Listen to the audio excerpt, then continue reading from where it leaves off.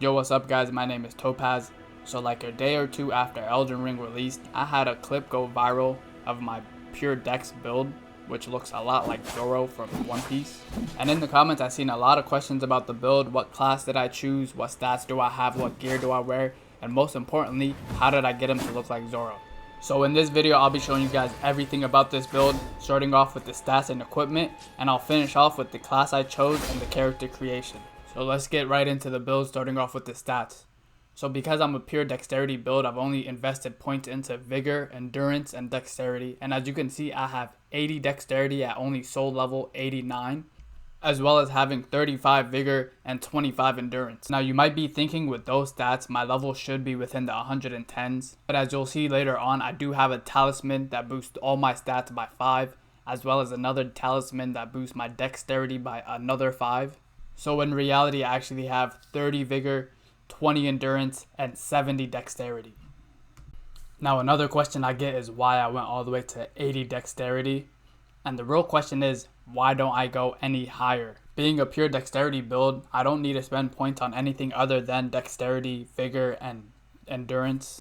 And your vigor and endurance don't really need to be that high. So almost all my points can go into dexterity. But as you can see in this clip right here, there's no reason to go above 80 dexterity. I don't fully understand the term soft cap and hard cap in Souls games, but I do know in Dark Souls 3, the soft cap for dexterity was around 60.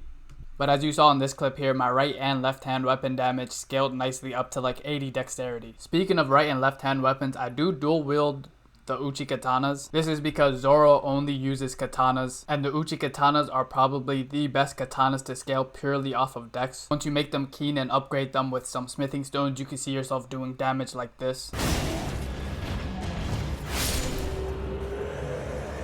Now there's only one way to have 2 Uchi katanas as a solo player, and that is to start as the samurai. I'll touch more on that later in the video. Moving on, you've probably noticed that I don't wear any armor besides the Land of Reed greaves.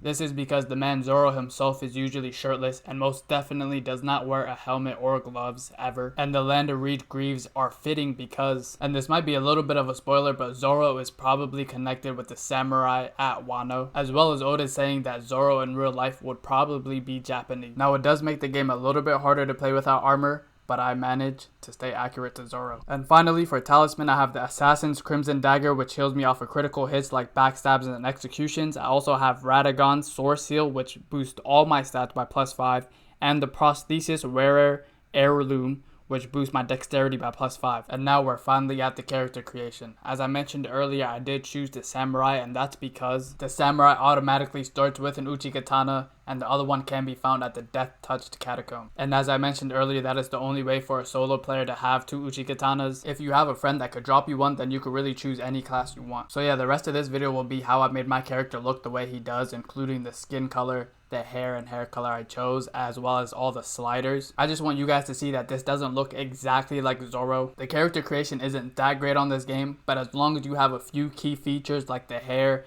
and making a tattoo that looks like the scar on Zoro's eye, then everything else is really just a minor detail that you don't really notice while playing the game. So I'm done talking until the end of the video. Feel free to pause anytime you need to, or skip ahead or go backwards whenever you want. Also, I really quickly want to add in that I did not use a base template when making this character. And I'll see you guys at the end of the video.